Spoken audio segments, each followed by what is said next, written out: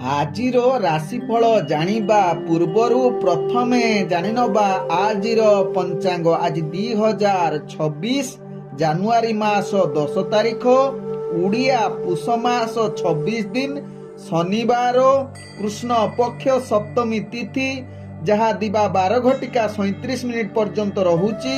ତାପରେ ଅଷ୍ଟମୀ ତିଥି ଆରମ୍ଭ ହେଉଛି। ଆଜି ହସ୍ତା ନକ୍ଷତ୍ର, ଯାହା ରାତ୍ରି 7:36 ପର୍ଯ୍ୟନ୍ତ ରହୁଛି। ତାପରେ ଚିତ୍ରା ନକ୍ଷତ୍ର ଆରମ୍ଭ ହେଉଛି। ଆଜି କନ୍ୟା ରାଶିରେ ଚନ୍ଦ୍ର ଅବସ୍ଥାପନ କରି ରହୁଛନ୍ତି। ଆଜି ସୂର୍ଯ୍ୟ ଉଦୟ ହେଉଛନ୍ତି, ଯାହା ପ୍ରାପ୍ତ 6:26 ସେଇଭଳି ସୂର୍ଯ୍ୟ ଅସ୍ତ ହେଉଛନ୍ତି ଅପରାହ୍ନ 5:19। ଆଜି ଯୁଗ୍ନି ରହିଛି ବାୟକୋଣରେ, ଦିବା 12:37 ପରେ ଯୁଗ୍ନି ଐଶାନ କୋଣରେ ରହିବ। ଆଜି କୌଣସି ରାଶିରେ ଘାତ ଚନ୍ଦ୍ର ନାହିଁ। ଆଜି ଘାତ 12 ରହିଛି ବୃଷ ରାଶି ବ୍ୟକ୍ତି, ସିଂହ ରାଶି ବ୍ୟକ୍ତି ଏବଂ କନ୍ୟା ରାଶି ବ୍ୟକ୍ତିଙ୍କର। ଆଜି ମୃତ ବ୍ୟକ୍ତିର 2 ପାଦ ପୁଷ୍କର ଦୋଷ, ଯାହା ଦିବା 12:37 ପର୍ଯ୍ୟନ୍ତ। ତାପରେ 1 ପାଦ ପୁଷ୍କର ଦୋଷ ଲାଗିବ। ଫଳ ରହୁଛି ପଶୁ ହାନି, ତତ୍ସହିତ କୃଷି ସନ୍ତାନ ହାନି। ଆଜି ସପ୍ତମୀରେ ଶ୍ରାଦ୍ଧ, ନିଷିଦ୍ଧ ଖାଦ୍ୟ ରହିଛି ତାଳ, ତତ୍ସହିତ ନଡ଼ିଆ ଭୋଜନ ନିଷେଧ ରହିଛି।